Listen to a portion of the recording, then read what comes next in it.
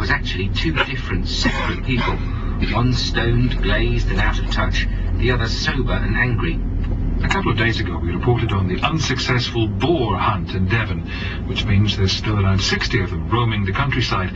Our letter line became a sort of advice line with this caller.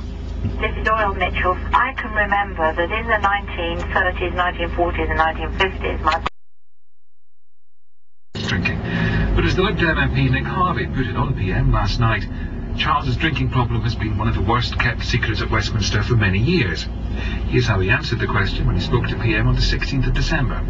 You've been asked about your relationship with alcohol before, and yes, on radio phone-ins during the election campaign. I heard listeners sometimes bringing it up, and you answered the questions quite jovially. Yes. And in your usual way, you like a drink, but it's not a problem. Why do these stories persist?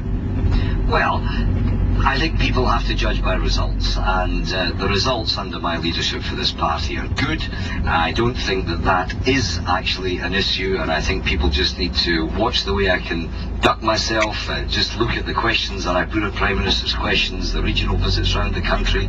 Well, as one of our listeners, Alan Ainsworth in Kent, put it in his email today, by far the most disturbing aspect of the Charles Kennedy matter is the collusion between the news organisations, including by its own admission the BBC, and politicians to keep quiet an issue of obvious electoral significance. So if everyone knew, why did the media, normally so quick to expose politicians for everything from financial wrongdoing to marital infidelity, not reveal that the leader of the Lib Dems was an alcoholic? I'm joined by the political editor of The Sun, George Pascal Watson. Was it, Mr. Pascal Watson, because the media thought this was an illness that didn't need to be revealed?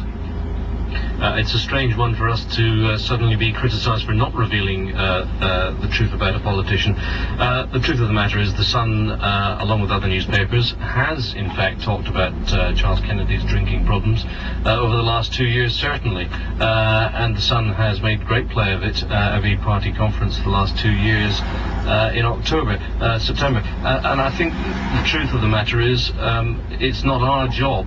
It's the job of Lib Dem MPs to raise the issue as they are now doing.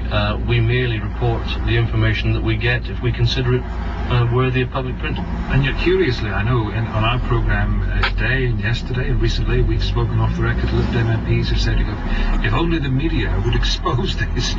And you can see why some people outside would think this is some kind of strange conspiracy of silence.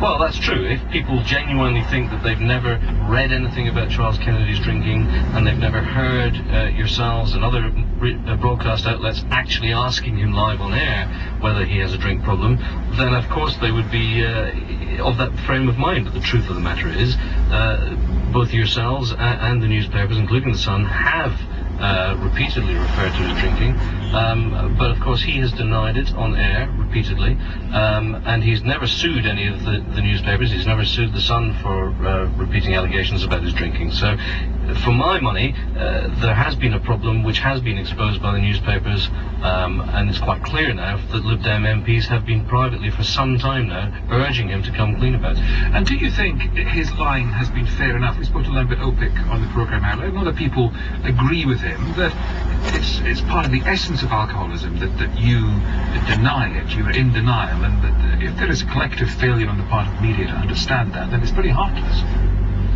I hear what you say, and I heard what Lambert Opic said. My view is that the fact that somebody has an alcohol problem is very, very serious. There's a very understanding about these things.